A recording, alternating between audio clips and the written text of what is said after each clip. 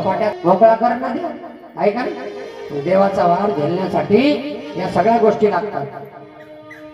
तर देवाने काय केलं, आता आपण टॉलिक करायची जोऱ्यानं आले, देवाला लीला करायची होती, जोऱ्यानं बॉल फेकला, ते काही त्या मर्द माकड्याला काही जमलं नाही. ते ती बॅट काही उचलणं नाही झाली, चेंडू गेला सरळ पाण्यात गेला. आणि पाण्यात गेल्यानंतर मग देवाला लीला करायची होती. देव काही समजू देत नाही, देव समजू देत नाही. कोणाला घरी बसवते, कोणाला ही निवायची भागवत गावात, कोणाला घरी बसवते, कोणी घुसतले जाते, कोणी विग्रसले जाते, कोणी लोन बेळले जाते, कोणी आर्मीले जाते, कोणी इवायची इथं जाते, कोणी इनीची इथे जाते, कोणी पोरीच्या इथं जाते, कोणी वावरात जाते आणि कोणी इथे येऊन बसते. मग ते सगळा देवाचा खेळ आहे. हो, सगळं देवाचा खेळ आहे.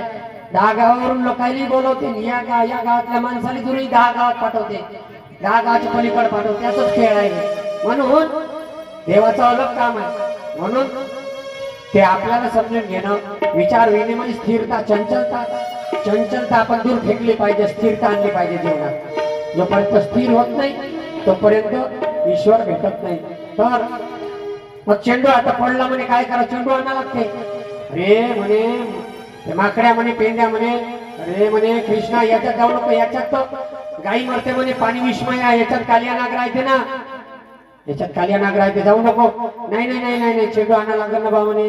मग तुम्ही आणता का? आम्ही नाही जात म्हणे. मग तुम्ही नाही जात, कोणाला तर जावं लागो.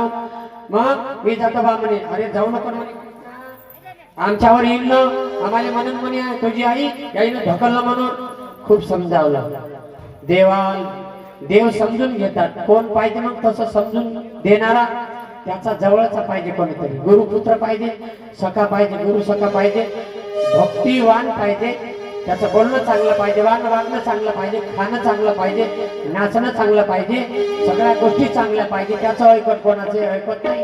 तर देवानं हे ना त्याचं ऐकलं नाही. चेंडू आणायचा आहे, तुमच्यापेक्षा खतरनाक तू तिथं बसलाय म्हणे, माया लोकायला त्रास होऊन राहिला ना, माया लोकायला त्रास होऊन राहिला.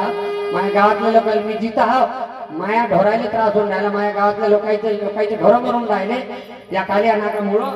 मला हाना लागते ना म्हणे, हाना लागण ना बाहेर, यायला थोडी सांगून काही देव असंच आहे म्हणून. देवाने म्हणे मी जातो.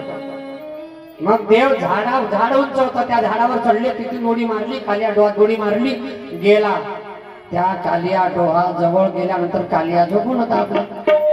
कालियाला 5 पत्न्या होत्या आणि कालिया मस्त आपला आराम करत होता. गेला देव, बापरे म्हणे दुसऱ्याला त्रास देणारा लय मस्त झोपला आणि म्हणे